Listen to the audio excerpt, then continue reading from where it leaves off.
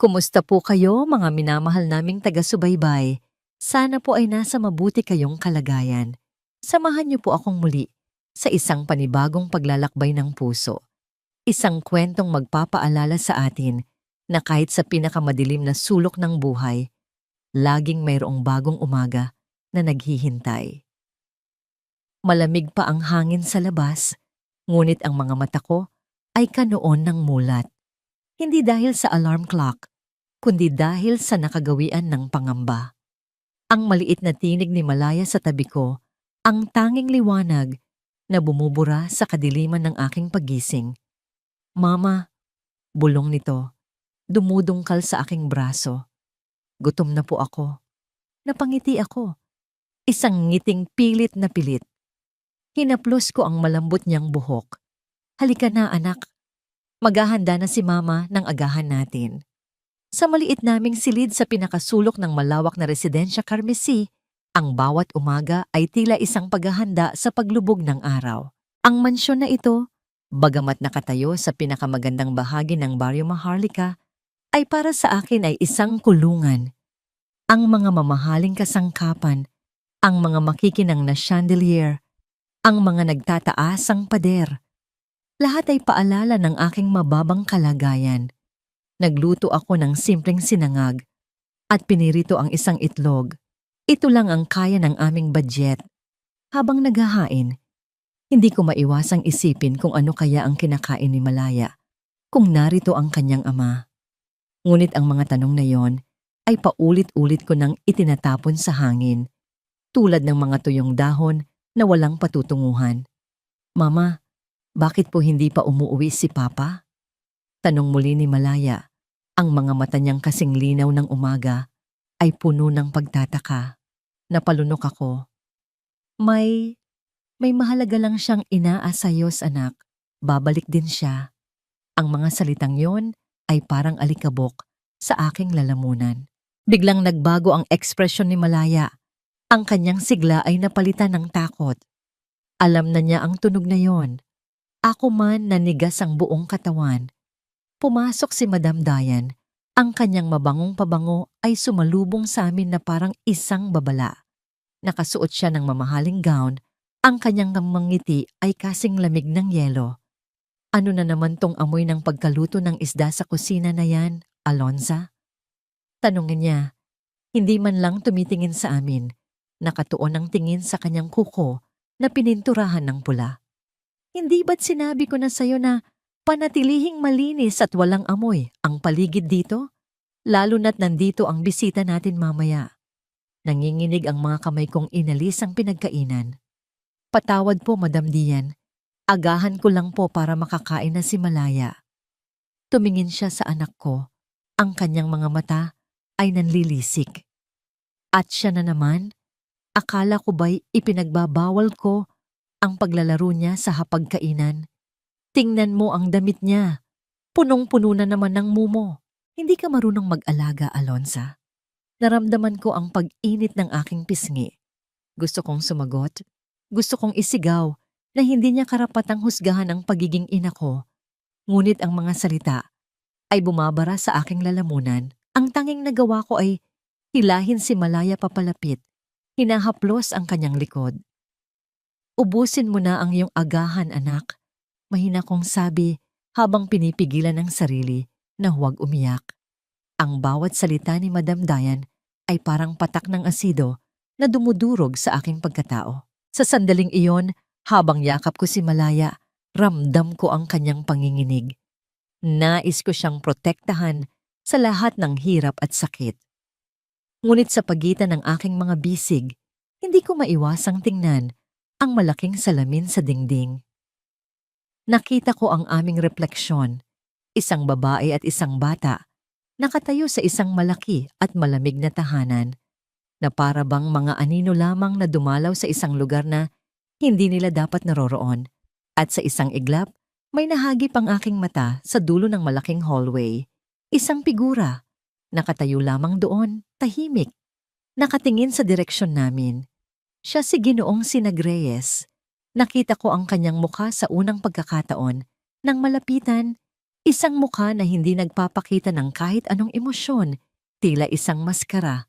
Ngunit sa mga sandaling iyon, sa pagitan ng lamig ng mansyon at ng pait ng aking damdamin, tila may isang kakaibang kuryente na dumaloy sa pagitan namin.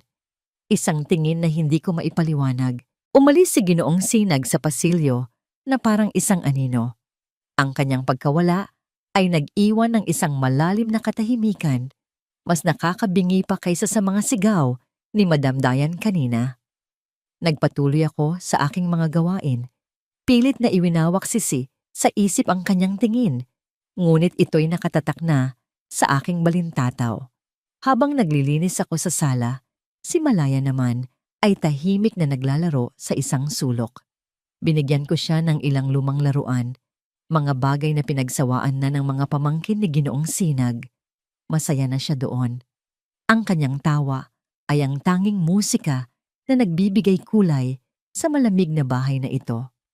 Sa gitna ng sala, sa ibabaw ng isang mamahaling mesang gawa sa naira, ay nakatayo ang isang porselanang florera.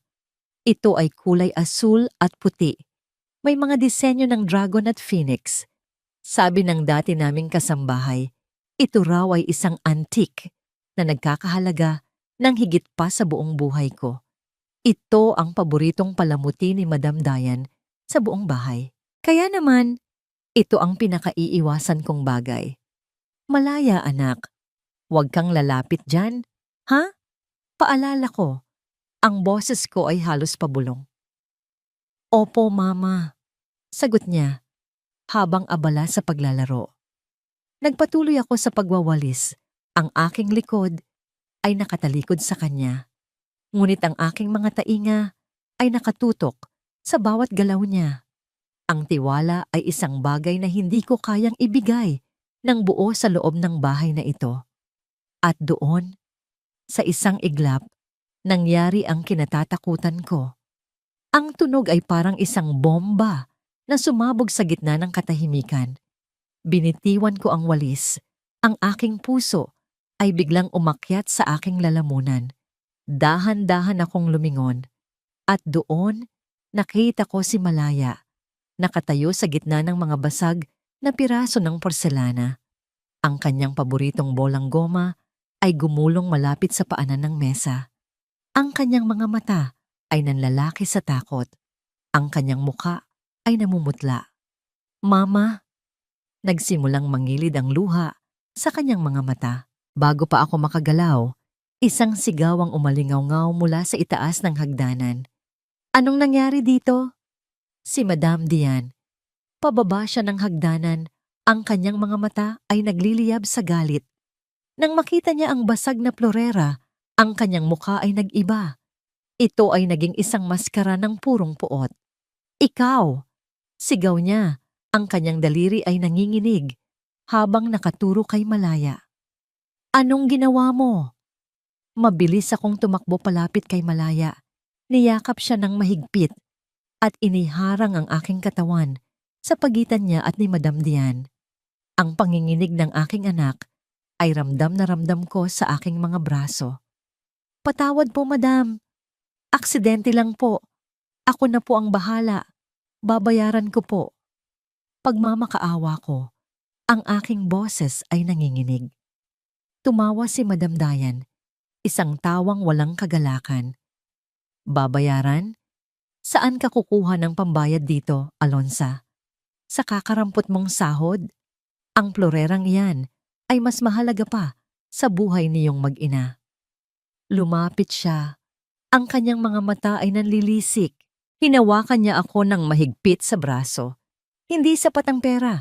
Ang gusto ko ay matuto ng leksyon ng walang kwentang batang ito. Huwag po, sigaw ko. Ang takot para sa aking anak ay nagbigay sa akin ng lakas.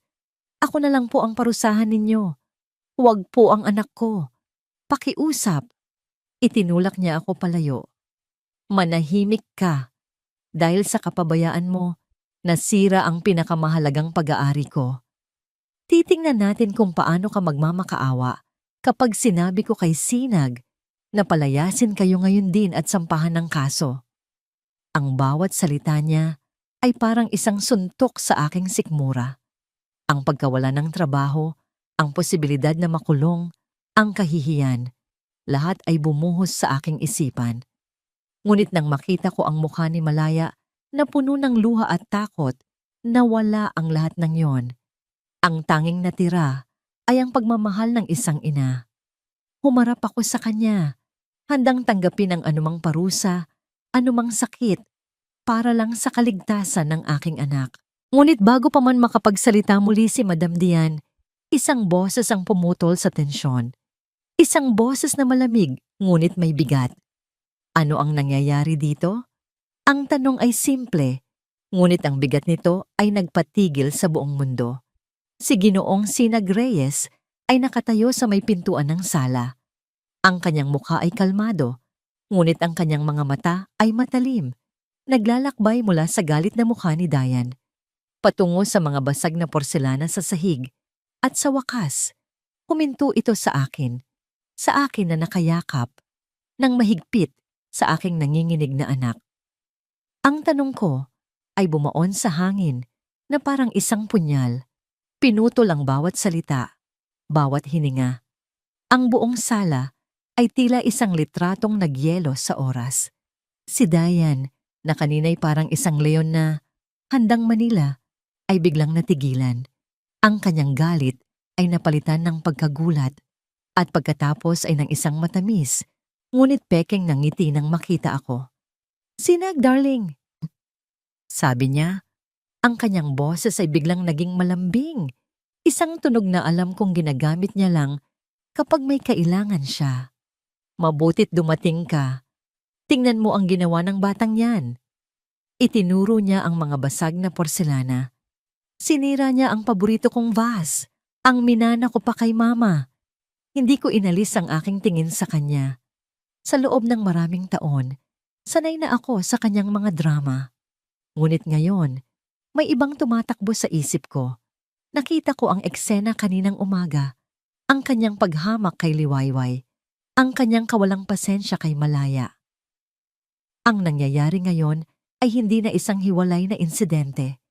Ito ay isang pattern ng kalupitan na binaliwala ko ng matagal. "Isang bagay lang ang Florera, Dian," sagot ko. Ang aking boses ay kalmado, ngunit may diin. "Napapalitan yan." Ang aking mga mata ay lumingon kay Liwayway. Nakayuko siya, mahigpit na niyayakap si Malaya na parang isang kalasag. Ang kanyang mga balikat ay nanginginig, ngunit ang kanyang likod ay tuwid. Sa kabila ng takot, mayroong dignidad sa kanyang tindig. Isang dignidad na hindi ko nakikita kay Dian. "Pero Sinag, ito ay..." "Sumisigaw ka sa isang bata, Dian." Putol ko sa kanya. Ang lamig sa aking boses ay hindi maitatago. Narinig ko ang lahat mula sa aking opisina. Ang isang bagay ay maaring mabayaran. Pero ang takot na inilalagay mo sa puso ng isang bata? Paano mo babayaran yun? Natigilan si Dayan. Ang kanyang pekeng ngiti ay nawala, napalitan ng hindi makapaniwalang ekspresyon. "Anong sinasabi mo? Kinakampihan mo sila kaysa sa akin? Sa nobya mo?" "Ang pinoprotektahan ko ay ang tama," mariin kong sabi. "At ang nakikita ko sa iyo ngayon ay hindi tama." Doon na sumabog ang kanyang pasensya. Ang kanyang mukha ay namula sa galit. "Tama? Ang babaeng yan ay isang pabayang ina. Ang anak niya ay isang salot. Dapat silang palayasin dito." Ngayon din, yung mga salitang pabayang ina at south ay tumama sa aking tainga na parang isang sampal. Tumingin ako kay Liwayway. Nakita ko ang sakit sa kanyang mga mata. Isang sakit na mas malalim pa kaysa sa takot. Ngunit hindi siya nagsalita. Patuloy lang niyang niyakap ang kanyang anak. At sa sandaling iyon, nagdesisyon ako. Ang relasyon namin ni Dayan ay matagal ng isang negosyo, isang pagsasanib ng mga pangalan at yaman. Ngunit ang pag-aasawa ay higit pa roon. Ito ay tungkol sa pagbuo ng isang tahanan. At ang isang babaeng may ganitong klasing puso ay hindi kailanman makakapagpatayo ng isang tahanan. Sisirain niya lang ito. "Hindi sila aalis," sabi ko. Ang aking boses ay pinal at walang bahid ng pag-aalinlangan. Ano? Sigaw ni Dian. Ikaw ang aalis. Ang katahimikan na sumunod ay mas matindi pa. Maging ang pag-iyak ni Malaya ay tumigil. Si Liwayway ay nag-angat ng tingin. Ang kanyang mga mata ay puno ng pagkalito at hindi makapaniwala. Si Dian ay tumawa, isang tawang puno ng pait. Nagpapatawa ka ba, Sinag? Hindi mo kayang gawin yan. Ang ama ko. Wala akong pakialam sa ama mo. Putol ko muli. Ito ang bahay ko. At sa bahay na ito, hindi ko papayagan ang ganitong uri ng pag-uugali. Tapos na tayo, Dian. Ang salitang tapos na ay lumabas sa aking bibig nang may kasamang bigat.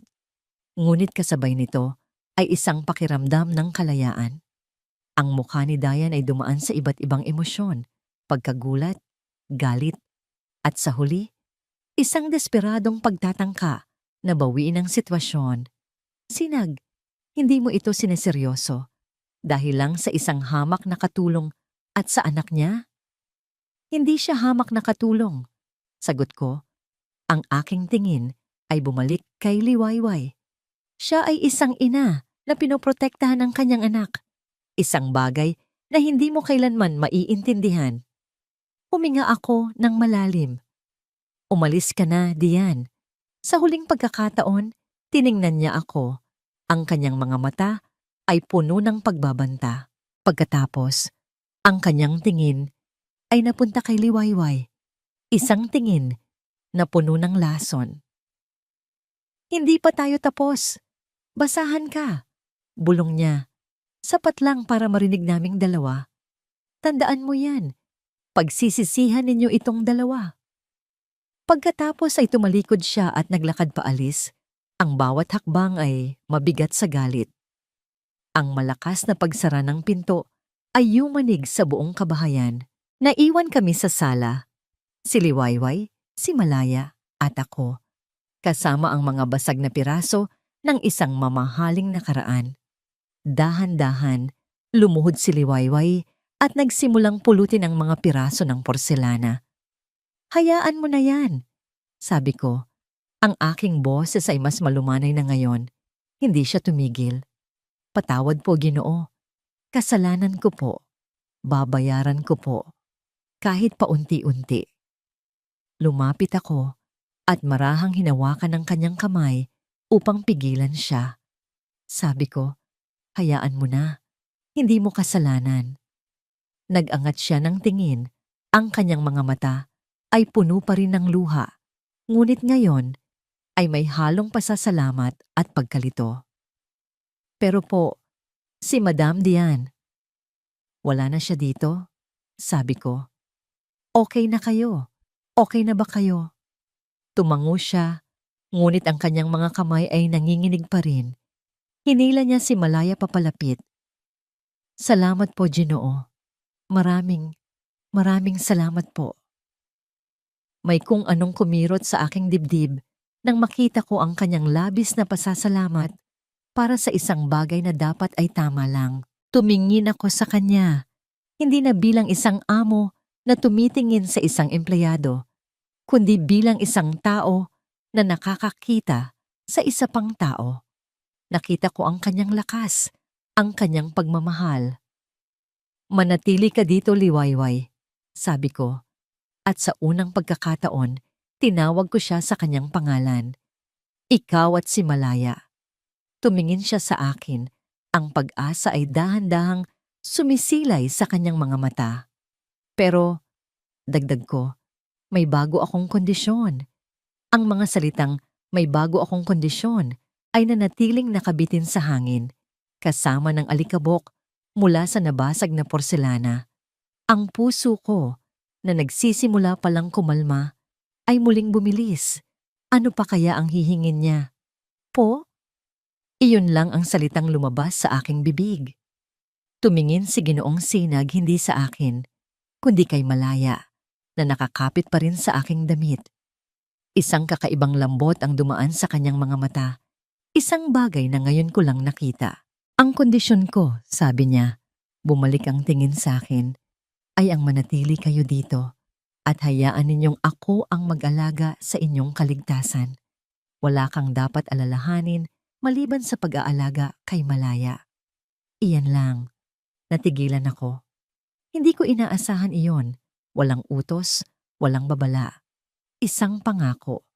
Dahan-dahan akong tumango. Hindi makapagsalita.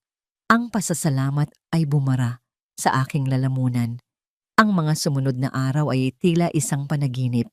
Ang bigat sa aking dibdib ay bahagyang gumaan. Wala na ang nanlilisik na mga mata ni Madam Dian. Wala na ang kanyang masasakit na salita. Ang mansyon ay naging tahimik, payapa. Sa unang pagkakataon, sa loob ng maraming buwan, nakahinga ako ng maluwag. Nakita kong muling ngumiti si Malaya ng walang takot. Ang kanyang mga halakhak ay umalingaw-ngaw sa malalawak na pasilyo na dati puno ng tensyon. Ngunit alam ko, sa kaibuturan ng aking puso, na ang kapayapaang ito ay marupok.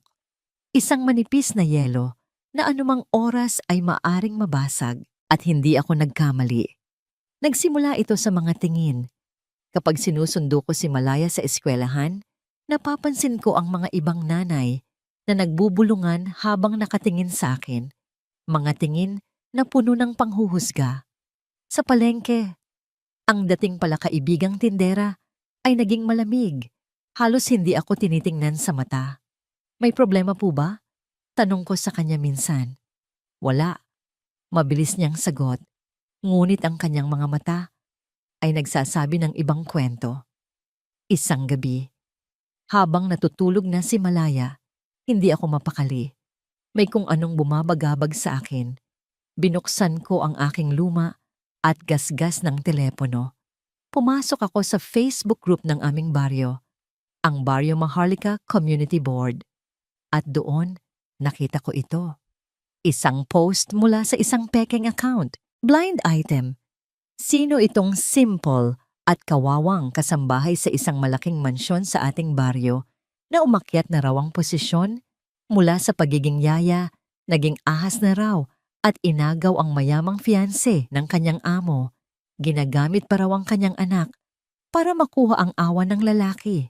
Mag-ingat sa mga social climber na nagpapanggap na biktima. Ahas sa damuhan ka user-friendly. Hindi ako makahinga. Ang mga salita ay tumalon mula sa screen at sinampal ako. Bawat komento sa ilalim ng post ay mas masakit pa. Kilala ko yan. Siya yung yaya sa Residensya Carmesi. Nakita ko yan sa palengke. Mukha namang disente. Yun pala. Kawawang bata. Ginagamit ng sariling ina. Hindi nakapagtataka. Ganyan talaga ang mga mahihirap. Gagawin ang lahat para sa pera. Ang aking mga kamay ay nanginginig. Ang telepono ay halos mahulog mula sa aking pagkakahawak. Ito na yon. Ito ang ganti ni Dian. Hindi niya ako sinaktan ng pisikal. Sinisira niya ang tanging yaman na meron ako, ang aking pangalan, ang aking dignidad. Kinabukasan, naging mas malala ang lahat. Umuwi si Malaya mula sa eskwelahan. Ang kanyang mga mata ay namumugto. Hindi niya ako kinibo. Anak, anong nangyari? Tanong ko, lumuhod sa harap niya. Umiling lang siya. Ang mga luha ay nagsimulang tumulo sa kanyang mga pisngi. Sabi po ni Ana, wag na daw po niya akong lalaruin. Bakit daw anak? Mahinahon kong tanong kahit na kinakabahan na ako. Kasi daw po, sabi ng mama niya. Masama ka raw pong tao, mama. Humikbi siya. Masama po ba kayo, mama? Ang tanong na yon ay parang isang kutsilyo na bumaon ng diretso sa aking puso. Niyakap ko siya ng mahigpit, pinipigilan ang sarili kong mga luha. Paano ko ipapaliwanag sa isang 6 na taong gulang ang kasamaan ng mundo? Hindi anak, hindi masama si mama. Bulong ko. Mahal na mahal ka ni mama. Sa mga sandaling iyon, ang galit ay nagsimulang pumalit sa aking takot. Galit kay Dayan. Galit sa ama niya. Galit sa lahat ng taong hinuhusgahan ako nang hindi nalalaman ang katotohanan. Ngunit ano ang magagawa ko? Isa lang akong hamak na kasambahay. Sila ay makapangyarihan. Ilang araw kong hindi nakita si Ginoong Sinag. Laging sinasabi ng mga katulong na abala siya sa opisina. Ang aking pag-iisa ay lalong naging mabigat. Pakiramdam ko, ang mga pader ng mansyon ay unti-unting lumalapit. Sinasakal ako. Isang gabi, habang nag-aayos ako sa kusina, naramdaman kong may tao sa aking likuran. Liwayway! Napatalon ako sa gulat. Si Ginoong Sinag, ang kanyang muka ay seryoso, may bakas ng pag-aalala sa kanyang mga mata. Gino! Nautal ako. Hindi siya nagsalita. May kinuha siya mula sa kanyang bulsa, isang maliit na kahon. Inabot niya ito sa akin. Nag-aalangan ko itong kinuha at binuksan. Isang bagong telepono. Simple lang, ngunit malayo sa luma kong unit. Para saan po ito? Nagtataka kong tanong. Tumingin siya sa paligid, tila tinitiyak na walang nakakarinig. Lumapit siya ng bahagya. Ang kanyang boses ay halos pabulong. Ang mga Vergara, mas mapanganib sila kaysa sa inaakala mo. Nalaman ko ang ginagawa nila. Huminga siya ng malalim. Itapon mo ang luma mong telepono. Ito ang gamitin mo. Ang numero ko lang ang nakasave dyan. Kung may mangyari, kung may kailangan ka, ako lang ang tatawagan mo. Naiintindihan mo. Tumango ako. Ang aking puso ay kumakabog ng malakas. Tumingin siya nang diretso sa aking mga mata. Ang kanyang tingin ay matalim at puno ng kahulugan. Makinig ka, Liwayway, sabi niya. Ang kanyang boses ay mababa ngunit mariin. Mula ngayon marahil ay kakailanganin mo ito. Tumingin siya sa akin. Huwag kang magtitiwala kahit kanino. Maliban sa akin. Huwag kang magtitiwala kahit kanino. Maliban sa akin. Ang mga salitang binitiwan ko kay Liwayway ay umalingaw-ngaw sa aking isipan habang nakaupo ako sa aking opisina, napapaligiran ng katahimikan ng gabi. Ang pag-aalala sa kanyang mga mata, ang panginginig ng kanyang mga kamay nang tanggapin niya ang telepono. Ang mga yon ay nag-iwan ng isang marka sa akin. Hindi na ito tungkol sa isang plorera. Hindi na ito tungkol sa pagpapatalsik kay Dayan. Ito ay naging mas personal. Ang mga Vergara ay hindi tumigil sa mga chismis sa social media. Alam ko iyon. Ang ganitong uri ng paninira ay laro lang para kay Dian. Ngunit ang kanyang ama, si Judge Hiraya Vergara, ay ibang klase. Siya ay isang ahas na gumagalaw sa ilalim ng damo, gumagamit ng batas bilang kanyang kamandag. At hinihintay ko ang kanyang susunod na galaw. Hindi nagtagal, dumating ito. Isang hapon, habang abala ako sa mga papeles ng kumpanya, tumawag ang aking abogado. Sinag, sabi ni Attorney De Leon, ang kanyang boses ay seryoso. May problema tayo. O mas tamang sabihin, may problema ang isa sa mga empleyado mo. Sino? Tanong ko, kahit na may hinala na ako kung sino ang tinutukoy niya. Isang Liwayway Alonza, nakatanggap siya ng subpena. May nag-file ng reklamo laban sa kanya mula sa dati niyang pinagtrabahuhan. Estafa. Napahigpit ang hawak ko sa telepono. Estafa. Pagnanakaw. Isang krimen na maaring magpakulong sa isang tao. Imposible, mariin kong sabi. Sino ang nag-file? Ang may-ari ng isang maliit na karinderya sa kabilang bayan kung saan siya nagtrabaho 3 taon na ang nakalipas. Paliwanag ni attorney. Ang nakapagtataka Sinag ay biglaan ang pag-file at ang abogadong humahawak sa kaso ay mula sa isang law firm na kilalang may koneksyon kay Judge Vergara. Doon na luminaw ang lahat. Ito na yon, ang laro ni Judge Vergara. Hindi niya ako kayang atakihin ng direkta, kaya't ginagamit niya ang pinakamahinang target, si Liwayway. Pinapalabas niyang may kredibilidad ang mga chismis na si Liwayway ay talagang isang magnanakaw at manloloko. Huwag kang mag-alala, Sinag. Maliit na kaso lang ito, madaling madismiss kung walang matibay na ebidensya. Sabi ni attorney. Hindi. Mabilis kong sagot. Huwag mong ituring na maliit na kaso ito. Labanan mo ito na parang buhay natin ang nakasalalay. Gamitin mo ang lahat ng resources ng kumpanya at pupunta ako sa hearing. Nagkaroon ng sandaling katahimikan sa kabilang linya. Sigurado ka, Sinag? Ang pagpunta mo roon ay magpapatunay lang sa mga tsismis na may espesyal kang relasyon sa kanya. Mas mabuti nang isipin nila iyon kaysa hayaan kong sirain ng isang makapangyarihang tao ang buhay ng isang inosente, sagot ko. See you in court, attorney. Dumating ako sa korte na nakasuot ng simpleng damit. Walang bodyguards, umaasang hindi ako masyadong mapapansin. Ngunit ang presensya ng isang reyes sa isang maliit na korte ng munisipyo ay imposible pa ring itago. Umupo ako sa pinakalikod na bangko. Ang aking mga mata ay nakatuon sa harap. Nakita ko si Liwayway. Nakaupo siya sa tabi ni Attorney De Leon. Ang kanyang likod ay tuwid na tuwid. Ngunit nakikita ko ang bahagyang panginginig ng kanyang mga kamay na magkahawak sa kanyang kandungan. Nakasuot siya ng isang simpleng bestida. Ang kanyang buhok ay nakatali ng maayos. Sa kabila ng takot, mayroon pa ring dignidad sa kanya. At sa kabilang panig, nakaupo si Judge Vergara. Hindi siya ang judge sa kasong ito, syempre. Naroon siya bilang moral support para sa abogado ng kabilang panig. Ngunit ang kanyang presensya ay sapat na para magpadala ng isang malinaw na mensahe sa lahat ng naroroon. Ang kasong ito ay mahalaga sa kanya. Nagsimula ang hearing. Ang abogado ni Judge Vergara ay nagpresenta ng isang pekeng testigo, isang dating katrabaho ni Liwayway na nagsabing nakita niya raw si Liwayway na kumukuha ng pera mula sa kaha. Ang mga kasinungalingan ay tuloy-tuloy, ngunit ang pinakamasakit na bahagi ay nang simulang ungkatin ng abogado ang personal na buhay ni Liwayway. Miss Alonza, tanong ng abogado. Ang kanyang boses ay puno ng pang-uuyam. Hindi ba't totoo na 3 taon na ang nakalipas, ikaw ay may kinakasamang isang lalaki na nagngangalang Marco?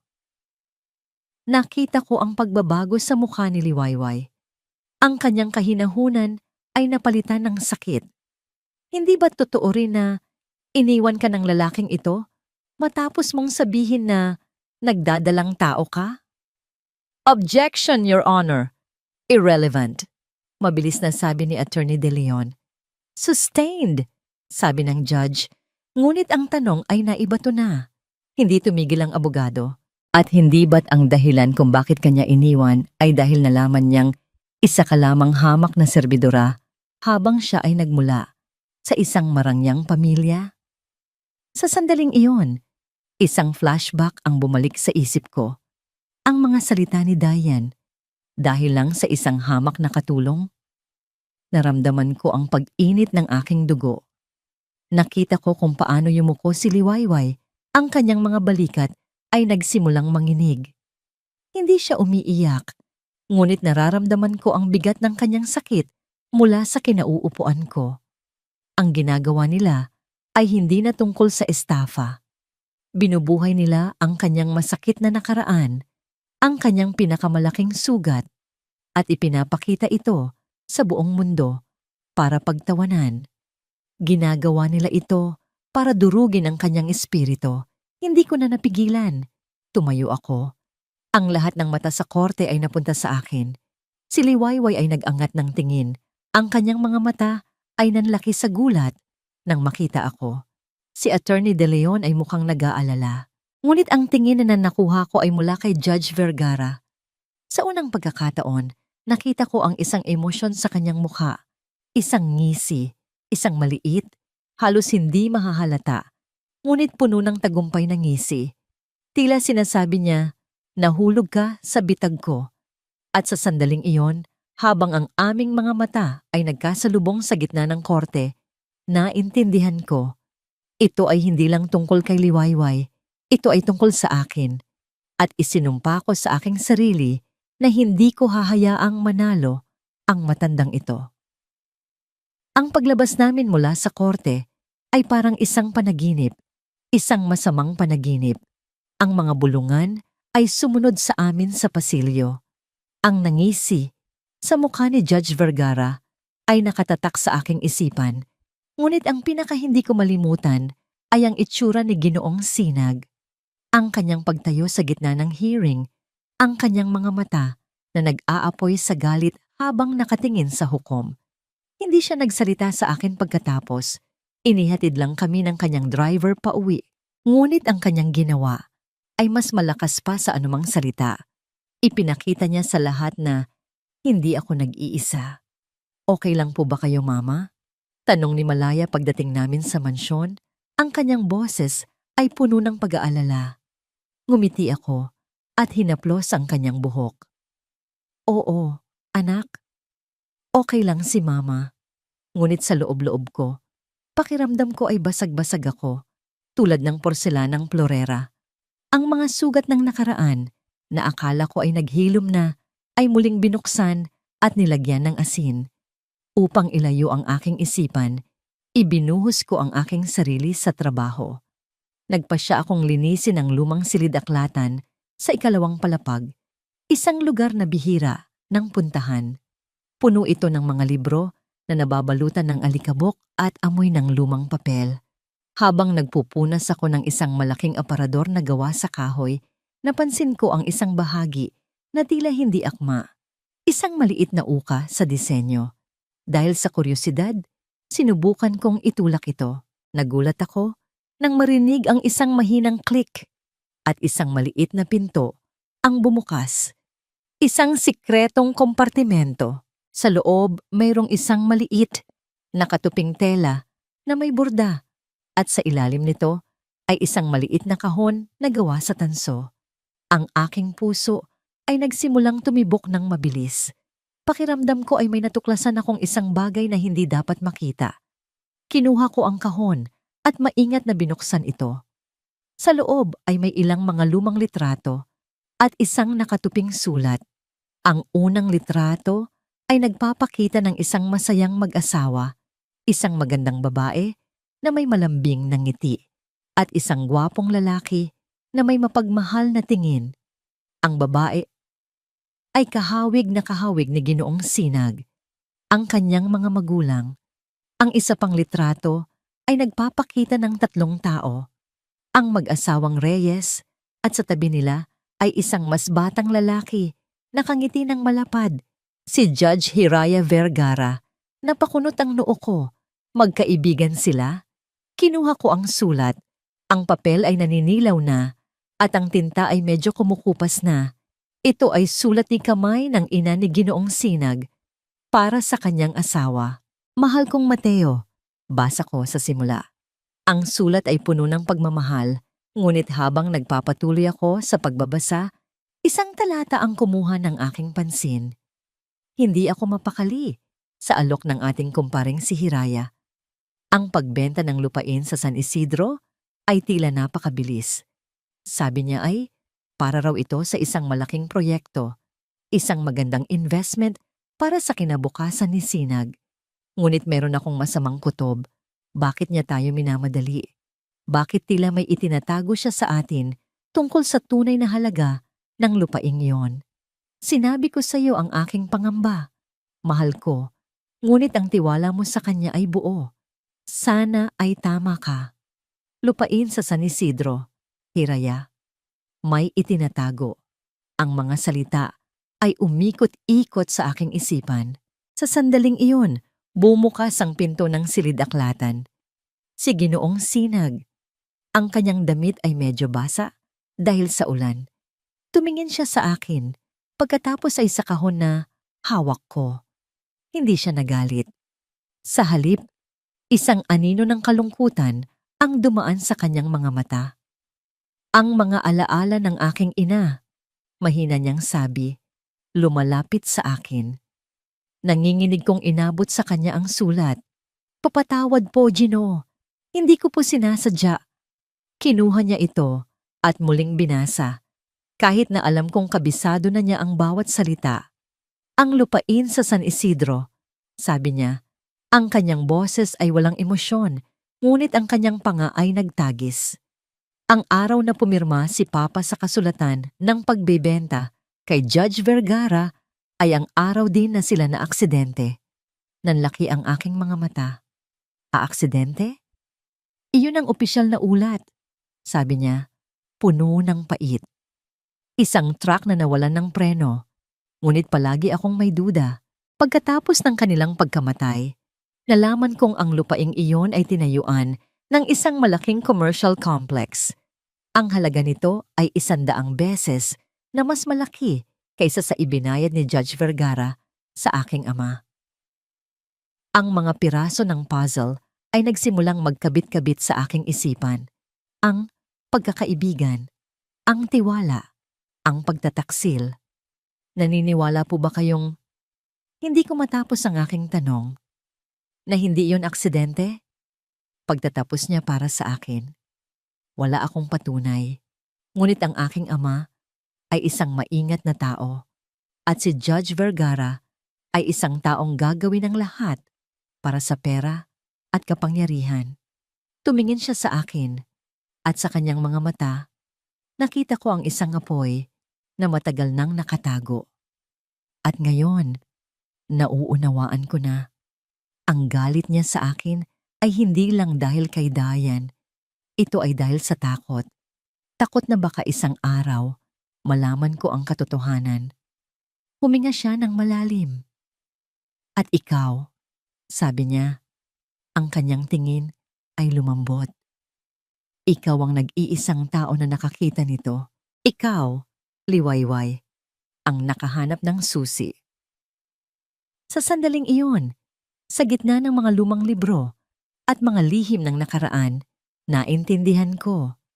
Hindi na ako isang simpleng kasambahay na nasangkot sa gulo. Naging bahagi na ako ng kwento. At ang panganib na kinakaharap namin ay mas malaki at mas madilim kaysa sa aking inaakala. Ang sikreto ay nasa labas na at ang sagot ni Judge Hiraya Vergara ay dumating na parang isang bagyo, walang babala, walang awa at mapanira. Hindi pa man sumisikat ang araw, ang telepono sa aking opisina ay nagsimula ng mag-init. Ang una ay mula sa aking Chief Financial Officer. Sinag, may problema. Sabi niya, ang kanyang boses ay nanginginig. Isang bagay na hindi ko kailanman narinig mula sa kanya. Ang stock prices natin biglang bumagsak. May nag-leak ng impormasyon tungkol sa isang internal investigation sa ating kumpanya. Walang katotohanan, pero ang merkado ay nagpapanik. Sunod na tumawag ang aming Head of Operations. 2 sa pinakamalaki nating kliyente ang biglang nag-pull out ng kontrata.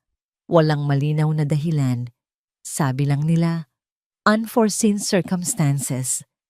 Isa-isa, pumasok ang mga ulat. Isang biglaang audit mula sa gobyerno. Isang demanda mula sa isang maliit na supplier na biglang nag-claim ng breach of contract. Ang bawat isa ay isang maliit na hiwa. Ngunit kapag pinagsama-sama, pinadurugo nito ang aking kumpanya, ang imperyong itinayo ng aking ama.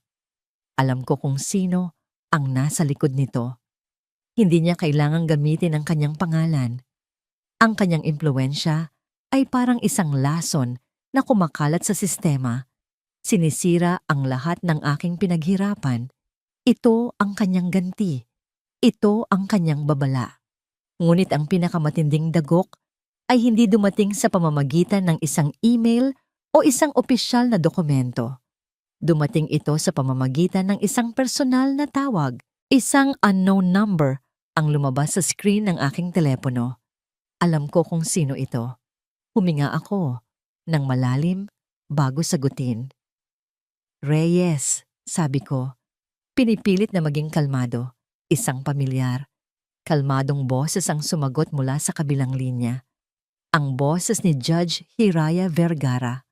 Magandang hapon, iho, sabi niya, na para bang isang matandang kaibigan na nangungumusta.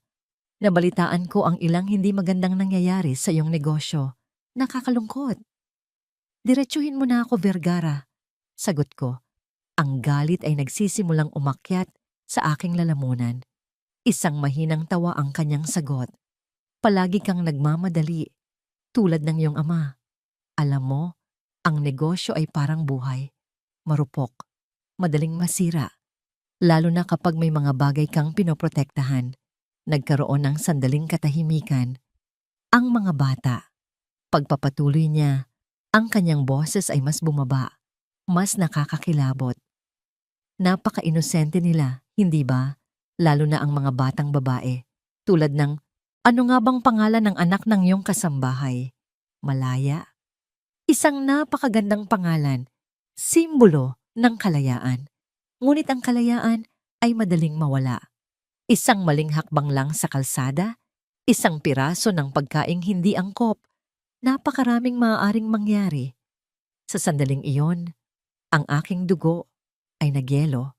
Hindi na ito isang laban sa negosyo. Ginawa na niya itong personal.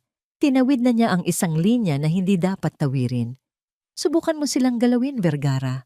Sabi ko, ang bawat salita ay mabigat sa pagbabanta. At sisiguraduhin kong malalaman ng buong mundo ang ginawa mo sa aking mga magulang. Muli siyang tumawa.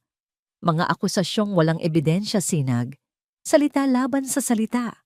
Ngunit ang isang aksidente sa isang bata, iyon ay isang trahedya na maaaring mangyari kahit kanino, lalo na sa isang pabayang ina. Ibinaba niya ang telepono.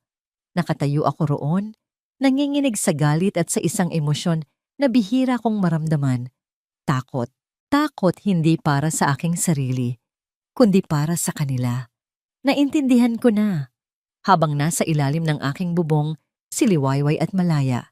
Sila ang magiging target.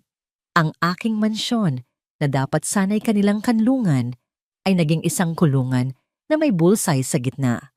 Kinagabihan, ginawa ko ang pinakamabigat na desisyon sa aking buhay. Pinuntahan ko si Liwayway sa kanyang silid. Gising pa siya. Tinutulungan si Malaya sa kanyang takdang aralin. Ang kanilang payapang sandali ay isang matalim na kabalintunaan sa kaguluhang bumabalot sa akin. Liwayway, sabi ko, ang aking boses ay halos hindi lumabas. Kailangan ninyong umalis. Ang lapis sa kamay niya ay nahulog. Tumingin siya sa akin. Ang kanyang mga mata ay puno ng pagkalito at sakit. Pipo, may nagawa po ba akong mali? Umiling ako, hindi makatingin ng diretso sa kanya. Wala. Ginagawa ko ito para protektahan kayo. Hindi na kayo ligtas dito. Ipinaliwanag ko sa kanya ang banta. Hindi na nagtago ng anumang detalye. Nakita ko ang takot na gumuhit sa kanyang mukha. Ngunit pinalitan din ito ng isang matatag na determinasyon. Ang determinasyon ng isang ina. Saan po kami pupunta? Tanong niya. Ang kanyang boses ay nanginginig ngunit hindi nagmamakaawa. Iyon ang tanong na pumatay sa akin. Wala akong maibigay na sagot. Kahit saan ko sila ipadala. Kung alam ko, malalaman din ni Vergara. Sa ngayon, sabi ko, iniabot sa kanya ang isang sobre na puno ng pera. Kailangan ninyong magtago. Pumunta kayo sa isang lugar na hindi ko alam. Huwag ninyo akong tatawagan gamit ang teleponong yan. Itago ninyo. Gagamitin lang natin yan kapag handa na akong labanan siya. Kapag ligtas na kayong bumalik. Ang sakit sa kanyang mga mata ay halos hindi ko makayanan. Ito ay isang pagtataksil sa aking pangako. Ngunit ito ang tanging paraan. Nang gabing iyon, sa gitna ng malakas na buhos ng ulan, pinanood ko mula sa bintana ng aking opisina habang lihim na umalis ang isang taxi mula sa likurang gate. Sa loob, si Liwayway, yakap-yakap ang natutulog na si Malaya. Dala ang isang maliit na bag. Pakiramdam ko ay pinunit ang isang bahagi ng aking pagkatao. Ako, si Sinag Reyes, na kayang bilhin ang lahat, ay hindi kayang protektahan ang dalawang taong pinakamahalaga sa akin. Ako ay walang kapangyarihan. Ang taxi ay nawala sa dilim at sa lakas ng ulan. At sa aking isipan, nakikita ko sila. Humihinto sa isang madilim na eskinita, sa harap ng isang luma at sira-sirang paupahang bahay na may kumukutitap na ilaw. Nakikita ko si Liwayway, Bumababa ng taxi basang-basa ng ulan. Ginagamit ang kanyang katawan para protektahan si Malaya mula sa bagyo. Niyakap niya ang kanyang anak ng mahigpit. Ang kanyang muka ay nakatago sa buhok ng bata. At sa gitna ng unos, sa harap ng isang bagsak na kinabukasan, narinig ko sa aking isipan ang kanyang bulong. Isang pangakong puno ng sakit at tapang. Magiging maayos din ang lahat, Malaya. Bulong niya sa hangin. Pangako ni Mama. Ang aming bagong tahanan ay isang maliit na kwarto sa ikatlong palapag ng isang lumang gusali. Masikip, amoy kulob, at iisang bumbilya lang ang nagsisilbing ilaw. Ang malambot na kama sa mansyon ay napalitan ng isang manipis na banig sa sahig. Ito ang aming bagong katotohanan. Ito ang Barubal, ang magulong lugar kung saan kami itinapon ng tadhana. Sa unang gabi, habang yakap ko ang natutulog na si Malaya, hindi ko mapigilang umiyak ng walang tunog. Ang bawat patak ng luha ay isang tanong. Ano na ang gagawin namin? Paano ko bubuhayin ang aking anak sa ganitong lugar? Ngunit kinabukasan, nang magising ako sa sinag ng araw na tumatagos sa maliit na bintana at makita ang payapang mukha ni Malaya, ang lahat ng aking takot ay napalitan ng isang matinding determinasyon. Para sa kanya, lalaban ako. Mama, castle po ba natin ito? Tanong niya isang umaga. Ang kanyang mga mata ay bilog sa pagkamangha habang tinitingnan ang mga bitak sa pader. Napangiti ako. Isang tunay na ngiti sa unang pagkakataon sa loob ng maraming araw. Lumuhod ako at niyakap siya. Oo anak, ito ang ating munting kaharian. At dito, tayo ang reyna. Tayong dalawa. Sa mga sumunod na araw, ang aming munting kaharian ay naging sentro ng aming bagong buhay. Ang perang iniwan ni Ginoong Sinag ay sapat para sa ilang buwang upa at pagkain. Ngunit alam kong hindi iyon magtatagal. Kailangan kong kumilos. Naalala ko ang pangarap ko bago pa man mangyari ang lahat. Isang maliit na kapihan. Isang pangarap na ibinaon ko na sa limot. Ngayon, sa gitna ng kawalan, muli itong nabuhay. Ginamit ko ang isang bahagi ng pera para bumili ng mga sangkap. Isang maliit na kalan, ilang kaldero, kape, asukal, at malagkit na bigas. Gigising ako bago pa man sumikat ang araw.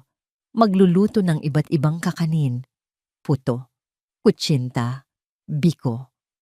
Habang si Malaya ay mahimbing pang natutulog. Ang amoy ng nilulutong pagkain ang tanging bumabango sa aming masikip na silid. Sa isang maliit na mesang inilagay ko sa labas ng gusali, ipinagbenta ko ang aking mga niluto. Sa isang piraso ng karton, isinulat ko ang mga salita. Pag-asa Cafe, mainit na kape, at kakanin na puno ng pagmamahal sa una. Halos walang bumibili.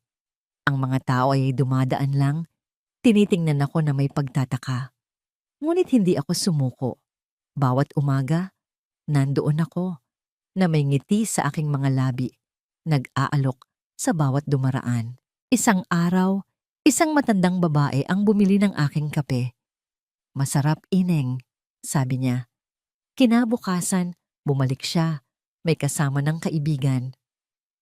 Unti-unti, nagsimulang dumami ang aking mga customer. Ang mga driver ng tricycle, mga estudyante, mga nagtatrabaho sa kalapit na mga opisina.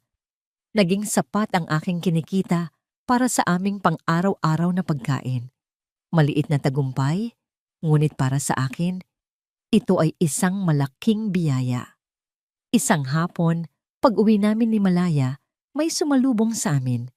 Ang may-ari ng paupahan, si Aling Nita. Liwayway, sabi niya, may hawak na isang malaking sako.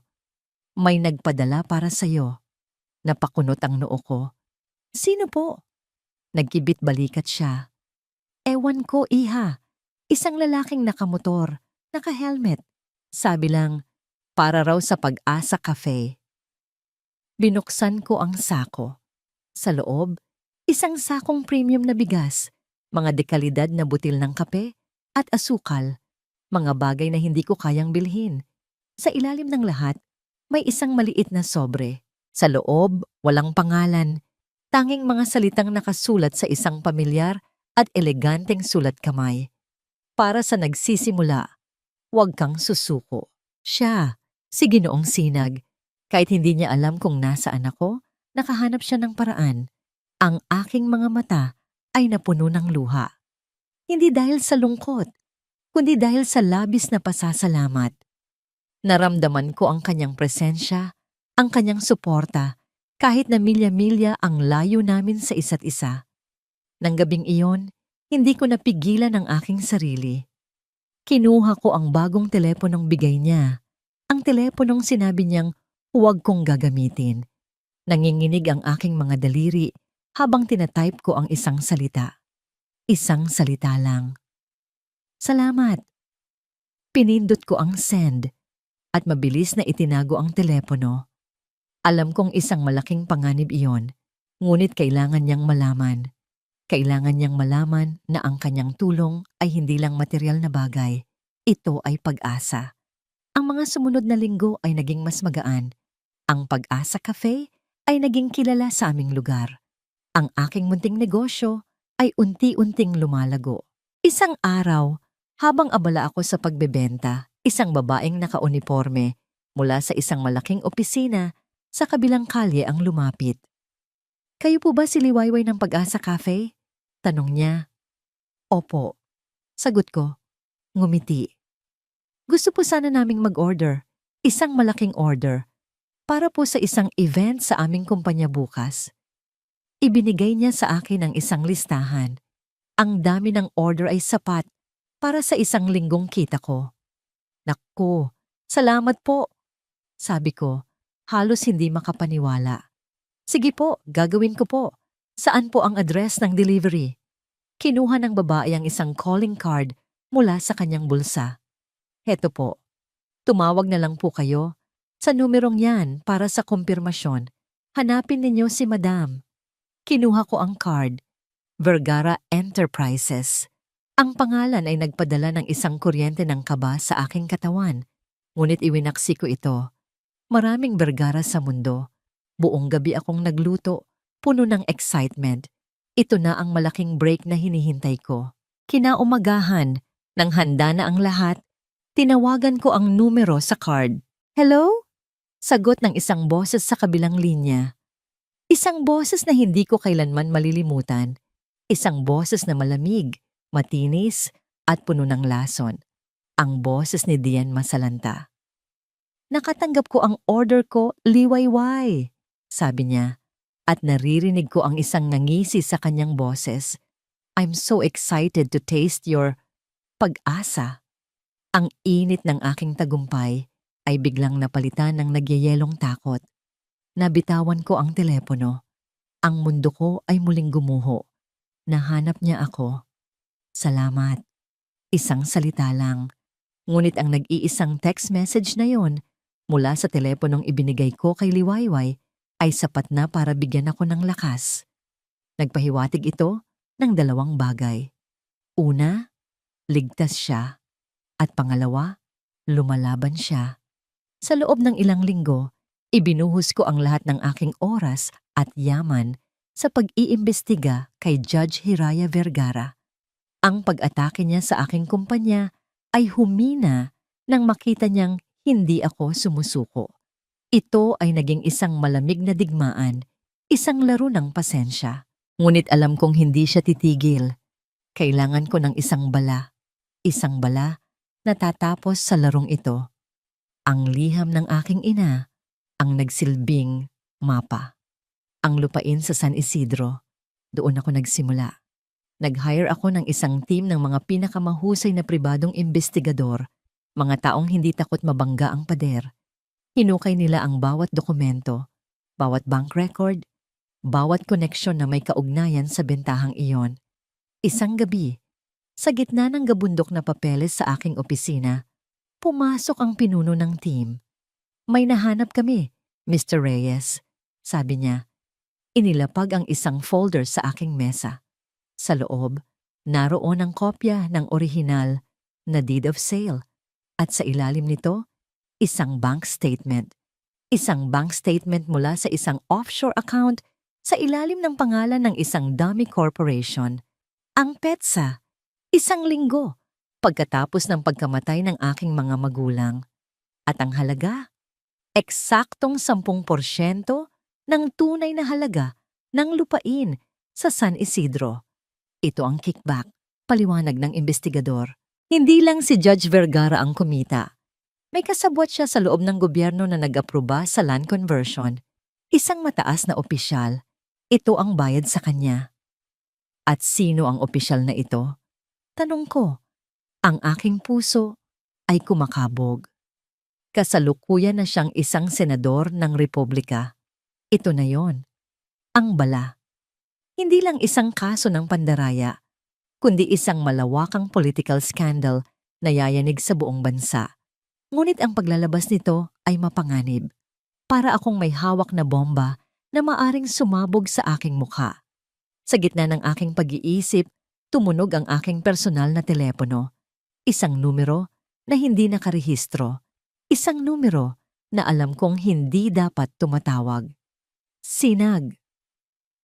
Ang boses ni Liwayway, puno ng takot. Nahanap niya ako. Ang lahat ng dugo sa aking katawan ay tila bumagsak sa aking mga paa. Mabilis niyang ikinuwento ang tungkol sa order, ang tawag, ang boses ni Diane. Nasaan ka? Tanong ko.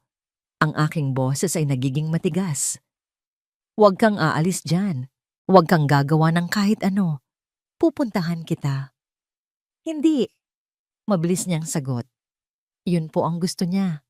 Ang ilabas kayo. Ang ilabas ako.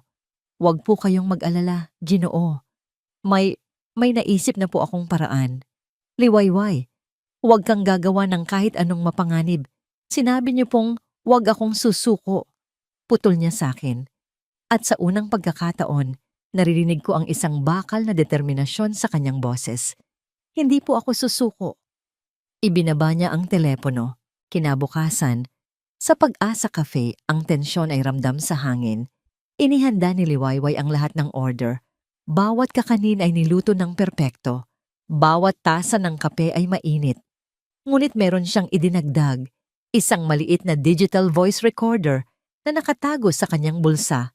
Dumating ang oras ng delivery. Isang mamahaling itim na sasakyan ang huminto sa harap ng kanyang munting pwesto. Bumaba si Diane masalanta, nakasuot ng designer dress at sunglasses na para bang isang reyna na bumibisita sa dampa. Ang mga tao sa paligid ay napatigil, napatingin. Nandito na ako para sa order ko, sabi ni Diane. Ang kanyang boses ay malakas, para marinig ng lahat. Sana naman ay malinis yan. Mahirap na, baka may makuha pa kaming sakit.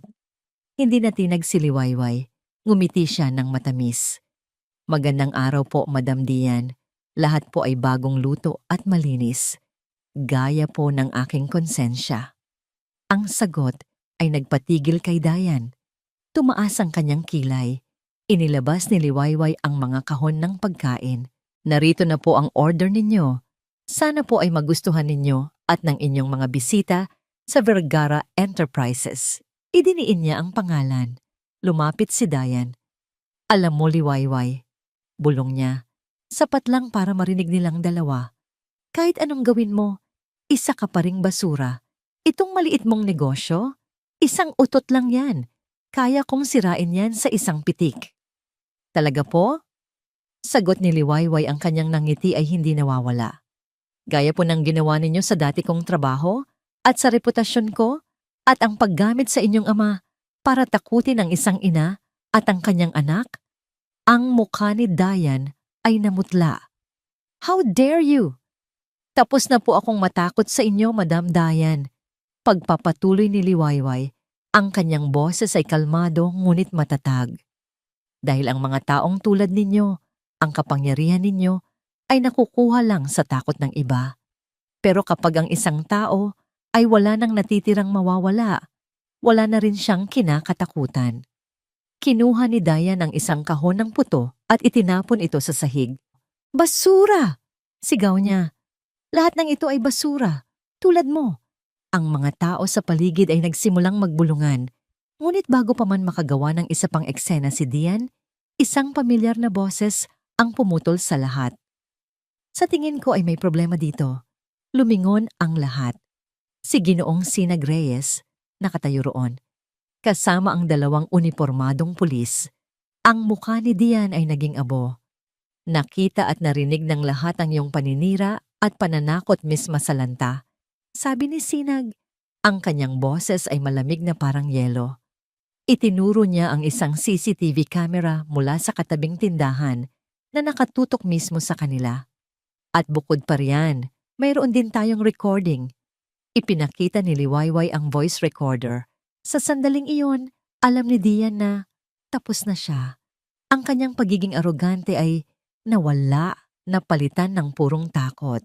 Ngunit bago pa man siya arestuhin ng mga pulis para sa public scandal at verbal threats, bumulong si Sinag sa kanya. Ito ay para lang sa simula, Dian. Pakisabi sa ama mo. Ilalabas ko na ang kwento ng San Isidro. Ang takot sa mga mata ni Dian ay napalitan ng lagim. Habang isinasakay si Dian sa sasakyan ng pulis, nagkatinginan kami ni Liwayway. Isang tingin ng pasasalamat, paghanga, at isang damdamin na mas malalim pa. Ngumiti siya, isang tunay at matagumpay na ngiti. Ang araw ay nagsimula nang bumalik. Ngunit sa gitna ng aming munting tagumpay, isang tawag ang dumating sa telepono ng isang pulis. Ang kanyang mukha ay biglang naging seryoso. Lumapit siya sa amin. Mr. Reyes, ma'am, may masamang balita. Ano iyon? Tanong ko. Isang bata ang nawawala mula sa kanyang paaralan. Ang pangalan niya, Malaya Alonsa. Ang nangiti sa mukha ni Liwayway ay nawala. Ang mundo niya at ang mundo ko ay muling gumuho. Isang bata ang nawawala. Malaya Alonsa. Ang mga salita ng pulis ay hindi pumasok sa aking tainga. Bumaon ito. Bumaon ito na parang isang malamig na bakal sa aking dibdib. Pinunit ang lahat ng pag-asa, lahat ng tapang, lahat ng munting tagumpay na naramdaman ko, ilang segundo lang ang nakalipas. Hindi. Bulong ko, ang aking mga tuhod ay biglang nanghina. Kung hindi ako inalalayan ni Ginoong Sinag, marahil ay bumagsak na ako sa semento. Hindi. Nasa eskwelahan lang siya. Ligtas siya doon. Ngunit kahit habang sinasabi ko ito, alam kong nagsisinungaling ako sa aking sarili. Ito ang huling baraha ni Judge Vergara. Ang pinakamasakit, ang pinakamarumi. Biglang tumunog ang telepono ni Dian na hawak ng isang pulis, isang unknown number. Tumingin sa akin si Ginoong Sinag. Ang kanyang mga mata ay nag-aalab. Tumango siya sa pulis. Sinagot ng pulis ang tawag at inilagay sa speakerphone. Dian, nasaan ka na? Nakuha ko na ang bata. Sabi ng isang magaspang na boses sa kabilang linya. Dalhin mo na ang pera dito sa lumang bodega sa Pantalan, Pier 13. At siguraduhin mong mag-isa ka. Kung hindi, sino ito? Malamig na tanong ni Ginoong Sinag. Natigilan ang boses sa kabilang linya. Pagkatapos ay isang pamilyar na tawa ang narinig. Ang tawa ni Judge Hiraya Vergara. Sinag-iho. Mukhang nagkaroon ng kaunting pagbabago sa plano. Sabi niya, ang kanyang boses ay kalmado na may halong panuna. Ngayon, makinig kang mabuti. Ang buhay ng batang iyan ay nasa iyong mga kamay. Ang aking buong katawan ay nanginginig. Gusto kong sumigaw, magmakaawa, ngunit walang boses na lumalabas. Ibibigay mo sa akin ang lahat ng ebidensya na mayroon ka tungkol sa San Isidro.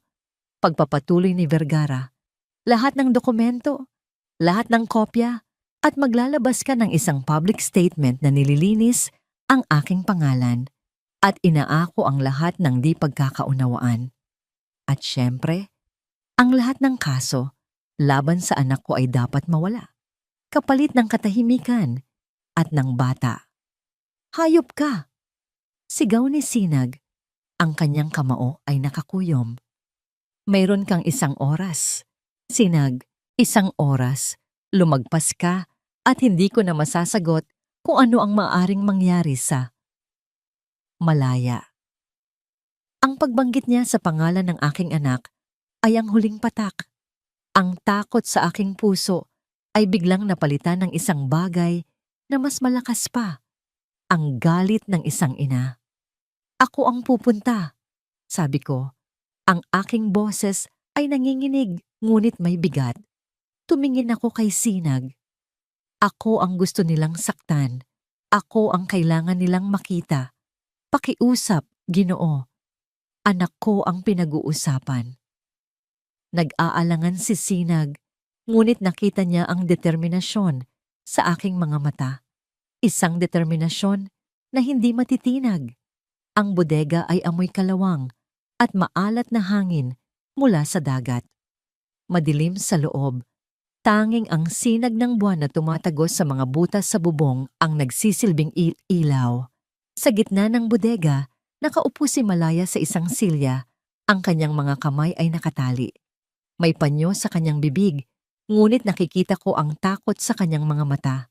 Sa tabi niya, nakatayo si Judge Hiraya Vergara.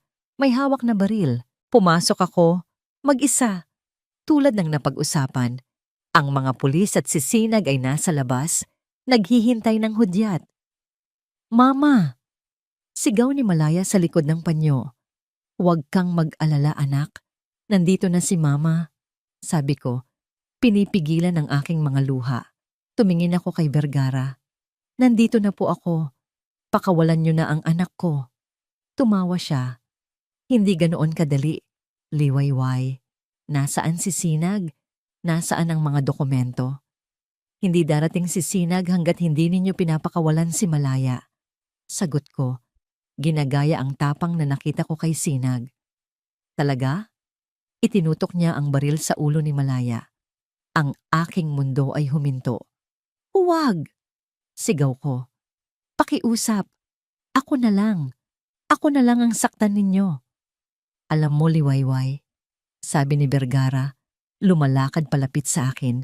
Ang kanyang mga mata ay malamig. Ang problema sa mga taong tulad mo ay masyado kayong matapang. Akala ninyo, dahil sa pag-ibig, kaya ninyong labanan ang mundo. Ngunit sa mundong ito, ang kapangyarihan ang nananalo, hindi pag-ibig.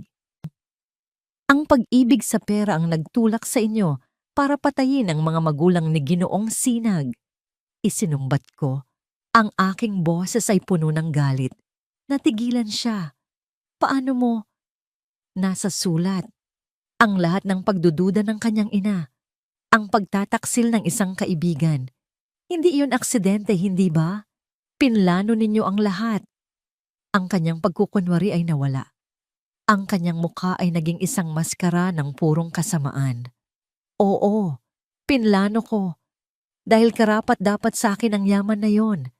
Ang ama ni Sinag ay isang mahinang tao. Isang hangal na nagtiwala sa akin. At ikaw at ang bastarda mong anak, sisirain ninyo ang lahat. Itinaas niya ang baril, ngunit sa pagkakataong ito, sa akin niya itinutok. Kung hindi ko makukuha ang gusto ko, sisiguraduhin kong pareho kayong magbabayad ni Sinag. Sa sandaling iyon, ang lahat ay tila bumagal. Nakita ko ang daliri niya na nagsimulang humigpit sa gatilyo. Nakita ko ang takot sa mga mata ni Malaya. At sa isang iglap, tumakbo ako. Hindi palayo, kundi papalapit sa kanya. Sa lahat ng lakas ko, isinubsob ko ang aking sarili sa kanya. Itinutulak ang baril pataas. Isang matinding sakit ang naramdaman ko sa aking balikat. Bumagsak kami pareho sa sahig. Ngunit hindi ko binitiwan ang kanyang kamay. Nagpambuno kami para sa baril. Mama! Sigaw ni Malaya. Sa gitna ng aming pag-aagawan, isang anino ang biglang lumitaw mula sa dilim sa likuran ni Vergara. Isang anino na kanina pa pala nagtatago. Si Dayan. Ang kanyang mukha ay puno ng galit at desperasyon. May hawak siyang isang piraso ng tubo. Walang hiya ka. Sigaw niya. Sinira mo ang buhay namin. Itinaas niya ang tubo, handang ihampas sa akin. Ngunit bago pa man ito bumagsak, isang boses ang sumigaw. "Dayan, huwag!" Sisinag. Kasama ang mga pulis. Sumugod sila papasok. Huli na ang lahat. Sa galit ni Dayan, ibinagsak niya ang tubo. Ngunit sa huling sandali, sa pag-ikot ni Vergara, hindi ako ang tinamaan, kundi ang kanyang sariling ama. Bumagsak si Judge Vergara, walang malay. Si Dayan ay natigilan, ang tubo ay nabitawan, ang kanyang mga mata ay nanlalaki sa ginawa niya. Mabilis na tumakbo si Sinag papunta sa akin. Pinupunit ang kanyang damit para itali sa aking sugat. Kasabay nito, kinalagan ng mga pulis si Malaya. "Mama! Mama!" Umiiyak na tumakbo si Malaya sa aking mga bisig. Niyakap ko siya. Nang mahigpit gamit ang aking isang braso, hinalikan ng kanyang buhok, nilalasap ang pakiramdam na ligtas na siya. "Okay lang, anak," bulong ko, habang ang aking paningin ay nagsisimulang manlabo. "Okay na ang lahat. Ligtas ka na." Tumingin ako kay Sinag na nakatingin sa akin na may halo-halong sakit at pag-aalala. Hinawakan ko ang kanyang kamay. "Salamat," sabi ko. Bago ako tuluyang lamunin ng dilim, ang unang bagay na bumungad sa aking paggising ay ang amoy ng antiseptic at ang kulay puti. Puti ang mga pader, puti ang kumot, puti ang uniforme ng nurse na nagche-check sa aking dextrose. Sa tabi ng aking kama, isang figura ang tahimik na nakaupo. Nagbabasa ng libro para sa isang maliit na batang natutulog sa kanyang kandungan. Si Liwayway. Nang maramdaman niyang gising na ako, marahan niyang ibinaba ang libro. Ngumiti siya, isang ngiting pagod, ngunit totoo. "Gising ka na pala." Mahina niyang sabi, maingat na inilipat si Malaya sa sofa. "Gaano ako katagal?" Tanong ko. Ang aking lalamunan ay tuyo. "2 araw?" Sagot niya. Inaabutan ako ng isang basong tubig. "Medyo malalim ang sugat mo sa balikat. Pero sabi ng doktor, magiging okay ka rin. Kailangan mo lang magpahinga." Tinulungan niya akong umupo. Sa paggalaw ko, naramdaman ko ang kirot, isang paalala ng mga huling sandali sa bodega. Si Vergara? Nasa kabilang ospital. Kritikal ang lagay, pero stable. Si Dia naman ay nasa kulungan na, nahaharap sa maraming kaso. Paliwanag niya. At ang ebidensya mo, nasa kamay na ng mga awtoridad. Lumabas na sa balita. Ang buong bansa ay nagulat. Isang malaking bigat ang tila na bunot sa aking dibdib. Sa wakas, pagkatapos ng napakaraming taon, hustisya. Hustisya para sa aking mga magulang.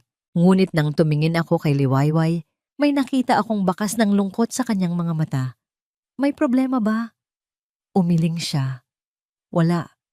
Iniisip ko lang kung gaano karaming buhay ang nasira dahil sa kasakiman."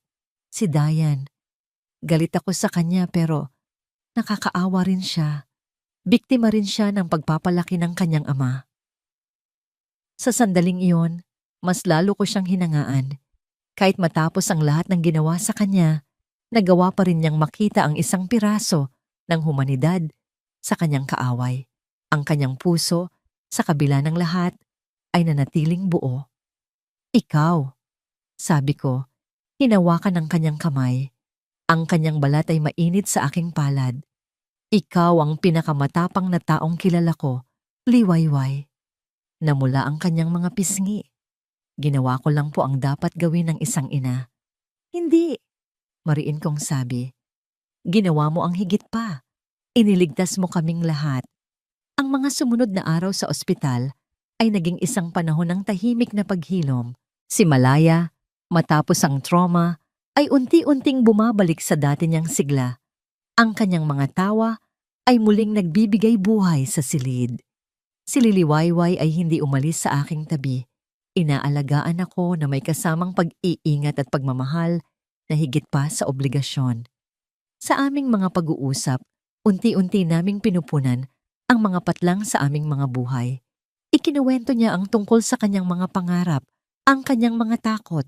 Ikinuwento ko naman ang tungkol sa aking kalungkutan, ang bigat ng pagiging isang reyes. Sa bawat kwento, mas lalo kaming nagiging malapit sa isa't isa. Ang pader na nakapalibot sa aking puso, na itinayo ko sa loob ng maraming taon, ay unti-unti niyang ginigiba, hindi sa pamamagitan ng puwersa, kundi sa pamamagitan ng kanyang kabutihan. Isang hapon, habang naglalaro si Malaya sa labas, kasama ang isang nurse, naiwan kaming dalawa. Ang sikat ng araw ay ginintuan, nagbibigay ng mainit na liwanag sa silid. Sinag, sabi niya, ang unang pagkakataon na tinawag niya ako sa aking pangalan nang walang Ginoo. Ngayong tapos na ang lahat, ano na ang plano mo? Tumingin ako sa kanya, sa babaeng nagbago ng lahat. Mayroon akong isang plano, pero kailangan ko ng kasama. Napakunot ang kanyang noo. Kasama? Isang business partner, sabi ko. Ngumiti. Narinig ko, mayroon daw isang sikat na cafe sa isang barubal. Ang pangalan ay Pag-asa. At sabi nila, ang may-ari raw ay napapakagaling. Gusto ko sanang mag-invest. Ang kanyang mga mata ay nanlaki. Pagkatapos ay tumawa siya ng mahina. Nambobola ka na naman. Seryoso ako, sabi ko. Gusto kong tulungan kang palaguin ang pangarap mo. Isang tunay na kafe. Ikaw ang boss, ako ang tagatikim. Ang kanyang tawa ay naging isang malawak na ngiti. Isang ngiti na umabot hanggang sa kanyang mga mata, nagpapaliwanag sa buong silid. Pero, dagdag ko, ang aking boses ay mas bumaba. Mas seryoso. Ang partnership na gusto ko ay hindi lang sa negosyo. Kinuha ko ang kanyang kamay. Liwayway, sa buong buhay ko, pinalibutan ako ng kayamanan. Ngunit ikaw ang nagturo sa akin kung ano ang tunay na halaga. Ang halaga ng tapang, ang halaga ng dignidad, ang halaga ng pag-ibig. Huminga ako ng malalim. Hindi ako mag-aalok sa iyo ng isang malaking mansyon o ng mga mamahaling alahas. Ang iaalok ko sa iyo ay ang aking puso, ang aking pangako na aalagaan ka at si Malaya, hindi dahil sa utang na loob, kundi dahil mahal kita. Ang mga luha ay nagsimulang mamuo sa kanyang mga mata, ngunit ito ay mga luha ng kaligayahan. Mahal din kita, Sinag, bulong niya. Sa halip na isang singsing na diamante, kinuha ko ang isang bagay mula sa aking bedside table. Isang simpleng pulseras na gawa sa maliliit na kabibe. Isang bagay na ipinagawa ko pa habang nagpapagaling ako. Isinuot ko ito sa kanyang pulso. Hindi ito isang tanikala para italika liwayway. Sabi ko, ito ay isang simbolo. Isang paalala na sa bawat agos ng buhay, sa bawat hampas ng alon, magkasama nating haharapin ang lahat. Hindi siya sumagot. Sa halip, dahan-dahan siyang yumuko at hinalikan ako. Isang halik na puno ng pasasalamat, paghilom, at isang pangako ng isang bagong simula. Isang bukang liwayway. Isang taon. Isang taon na ang lumipas mula nang magbago ang lahat. Mula sa bintana ng aking opisina, tanaw ko ang buong kapihan. Puno ito ng mga tao. Mga estudyanteng nag-aaral, mga magkakaibigang nagtatawanan, mga mag-asawang nagde-date. Ang dating pwesto sa isang barubal ay isa na ngayong maganda at maaliwalas na lugar sa gitna ng syudad. Ang sahig ay gawa sa kahoy, ang mga pader ay pinalamutian ng mga painting ng mga lokal na artist, at sa bawat mesa ay may isang maliit na florera na may sariwang bulaklak. Ang pangalan sa labas na nakasulat sa magandang calligraphy pa, Pag-asa Cafe. Ma'am Liwayway, puno na po tayo ulit.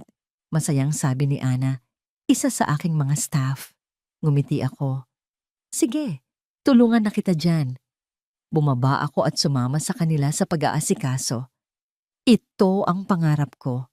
Bawat tasa ng kape na aking tinitimpla, bawat ngiti ng customer ay isang katuparan. Ngunit ang pinakamatamis na bahagi ay hindi ang tagumpay ng negosyo.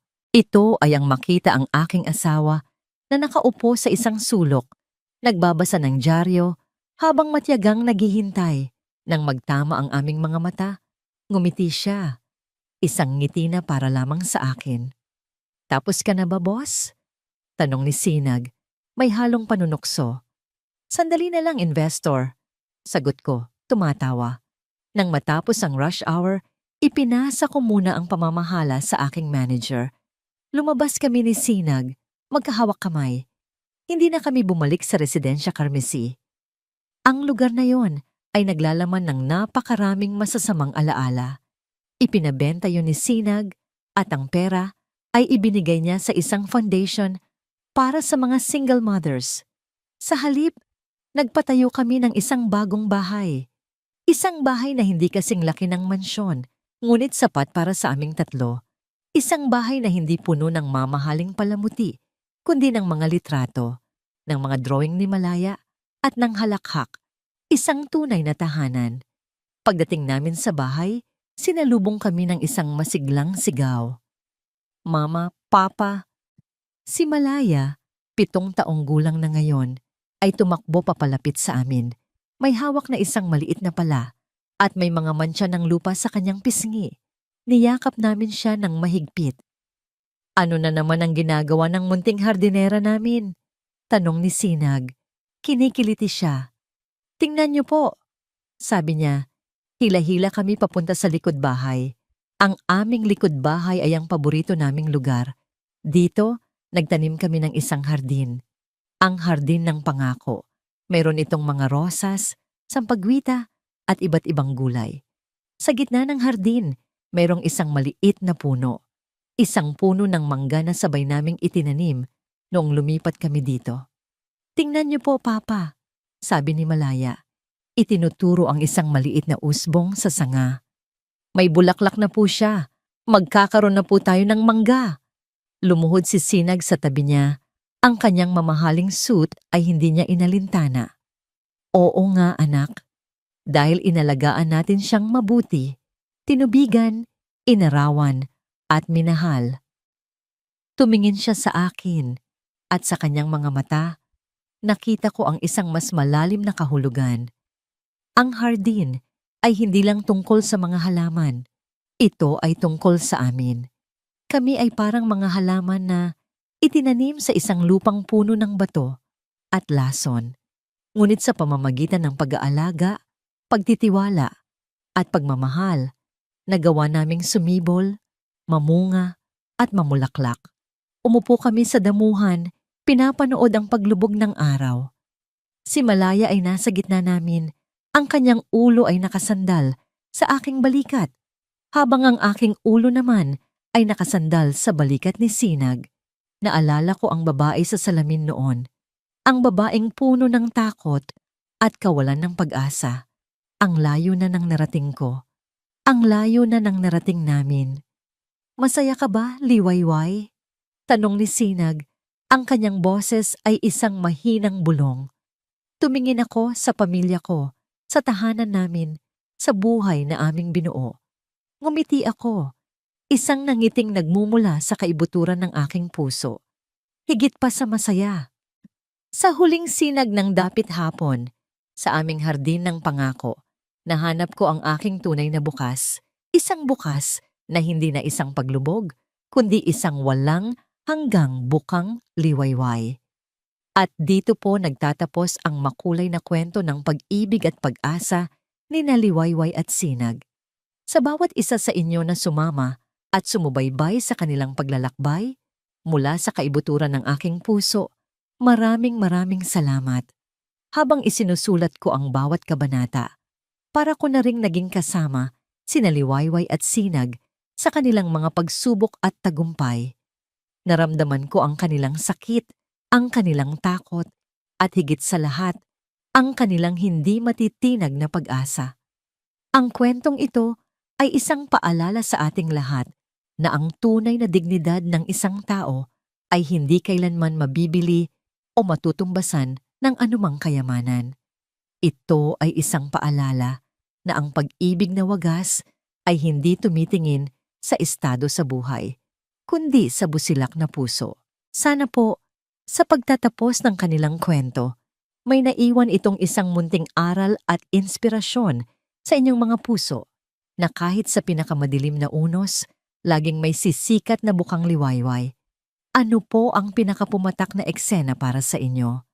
Anong aral ang inyong dadalhin mula sa kwentong ito? Inaanyayahan ko po kayong ibahagi ang inyong mga saloobin sa comment section sa ibaba. Ang bawat isa sa inyong mensahe ay mahalaga at nagbibigay inspirasyon sa akin. Hanggang sa muli nating pagsasama sa panibagong paglalakbay ng puso at damdamin. Muli, maraming salamat po sa inyong pakikinig. Nagmamahal, Kwentong Damdamin TV.